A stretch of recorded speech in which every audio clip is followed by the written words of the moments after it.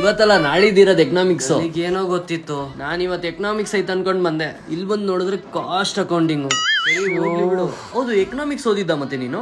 At least ಅದ್ theory ಕಣೋ, ಏನೋ ಒಂದು ಇಳಿಸ್ಬೋದು. ಕಾಸ್ಟ್ ಅಕೌಂಟಿಂಗ್ ಪ್ರಾಕ್ಟಿಕಲ್ ಏನಂತ ಇಳಿಸ್ಲಿ? ಅಲ್ಲಿ ಆನ್ಸರ್ ಟ್ಯಾಲಿ ಆಗಿಲ್ಲ ಅಂದ್ರೆ ನನ್ನ ಲೈಫೇ ಖಾಲಿ.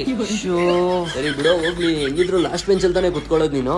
ಲಾಸ್ಟ್ ಬೆಂಚ್ ಅಂದ್ರೆ ಲಾಸ್ಟ್ ಬೆಂಚ್ ಅಲ್ಲಿ ಏನ್ ಆನ್ಸರ್ ಗಳು ಬರ್ದಿಕ್ಕಿರ್ತಾರ, ಅದು ಪಕ್ಕದಲ್ಲಿರೋರು ತೋರ್ಸೋರು ಇರ್ಬೇಕು. ಅಲ್ಲಿ ಅವ್ರೇ ನನಗ್ ಕಾಯ್ಕೊಂಡ್ ಕೂತಿರ್ತಾರೆ. ಎಲ್ಲಿ ನಾನ್ ತೋರ್ಸಿದ್ರೆ ಅವ್ರು ಬರೆಯಕ್ಕೆ ಹೋಯ್ತು. ಇನ್ನೊಂದು ಬ್ಯಾಕ್ಲಾಗ್ ಪಕ್ಕ. ನಾನು ಒಂದು 3 ಚಾಪ್ಟರ್ ಓದಿದೀನಿ, ಅದರಿಂದ ಒಂದು 40 ಮಾರ್ಕ್ಸ್ ಆದ್ರೂ ಬಂದೇ ಬರುತ್ತೆ. ನಾನು ಹೇಳ್ಕೊಡ್ತೀನಿ ಬಿಡು ಮಚ್ಚಾ. ನಿಜಾನಾ? ಓ, ಹೇಳ್ಕೊಡ್ತೀನಿ ಮಚ್ಚಾ. ದೇವ್ರ ತರ ಬಂದ್ ಕಾಪಾಡ್ದೆ ಮಚ್ಚಾ. ಥ್ಯಾಂಕ್ಸ್ ಕಣೋ. ಹೆಂಗಾನ ಮಾಡಿ ಪಾಸ್ ಆದ್ರೆ ಸಾಕು, ಜಸ್ಟ್ ಪಾಸ್ ಆದ್ರೂ ಸಾಕು. ಸರಿ, ಇವಾಗ ಬನ್ನಿ ಹೋಗೋಣ, ಕ್ಲಾಸ್ಗೆ ಟೈಮ್ ಐತಲ್ಲ. ಬಾ. ಈ ಆಲ್ ಟಿಕೆಟ್ ಎಕ್ಸಾಮ್ ಮುಗಿಲಿ. ಅಯ್ಯೋ, ಏನಾಯ್ತು? ಯಾಕೋ ಏನಾಯ್ತು? ಕೊಡಿಲಿ. ಏನಿದು? ಪರಿಮಳ ಲ್ಯಾಬೊರೇಟರಿ. ಏನೋ ಇದು? ಆಲ್ ಟಿಕೆಟ್ ಇಲ್ವಲ್ಲ? ಆಲ್ ಟಿಕೆಟ್ ಅಲ್ಲೋ? ಅರ್ಜೆಂಟ್ ಅಲ್ಲ ಆಲ್ ಟಿಕೆಟ್ ಅನ್ಕೊಂಡು ನಮ್ ತಾತ ಶುಗರ್ ರಿಪೋರ್ಟ್ ತಗೋ ಬಂದ್ಬಿಟ್ಟಿದೀನಿ.